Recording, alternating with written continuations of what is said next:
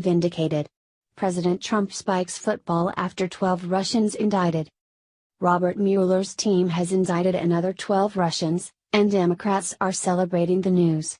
But, as they issue statements and appear on their favorite media shows, touting their supposed vindication, they are leaving out one important note, but President Donald Trump quickly corrected them.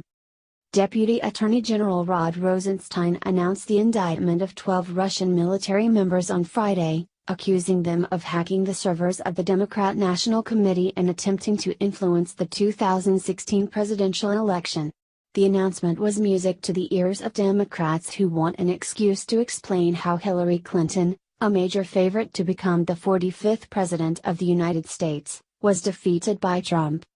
The indictment charges 12 Russian military officers by name for conspiring to interfere with the 2016 presidential election, Rosenstein said as President Trump was meeting with Queen Elizabeth in England. In an effort to conceal their connections to Russia, the defendants used a network of computers around the world, Rosenstein said.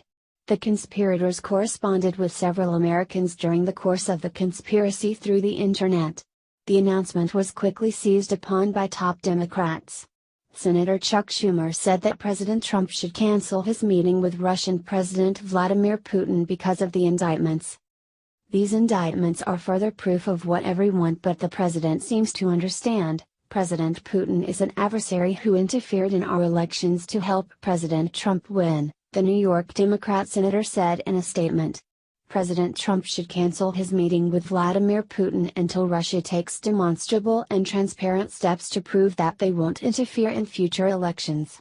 Glad-handing with Vladimir Putin on the heels of these indictments would be an insult to our democracy. California Democrat Representative Nancy Pelosi also warned the president that he would be betraying the United States if he did not address election meddling with the Russian president. Former Hillary Clinton campaign chairman John Podesta spoke to CNN and said, "I think it's an important step and shows that at the heart of the Mueller investigation is a set of serious questions, and as I said, at the heart of it is criminal activity that occurred by the Russian government. The president will have the opportunity to confront President Putin with that when he sees him on Monday.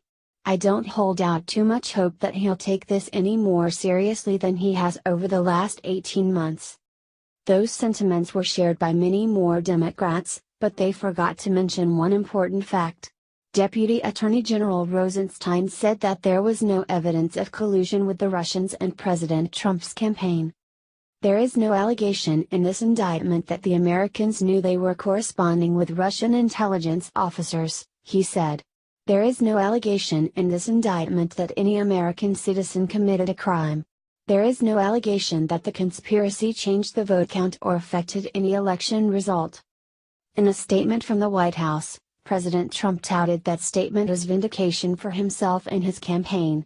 Today's charges include no allegations of knowing involvement by anyone on the campaign and no allegations that the alleged hacking affected the election result, Deputy White House Press Secretary Lindsey Walters said. "This is consistent with what we have been saying all along. The indictments Rod Rosenstein announced are good news for all Americans. The Russians are nailed. No Americans are involved. Time for Mueller to end this pursuit of the president and say President Trump is completely innocent," the president's attorney, and former New York City Mayor Rudy Giuliani, said on Twitter. As Democrats continue their media tour, do not expect them to mention this important fact. The president has, again, been vindicated of the charges that he and his campaign colluded with Russia to interfere in the 2016 presidential election. But ignoring the facts does not make them incorrect. The American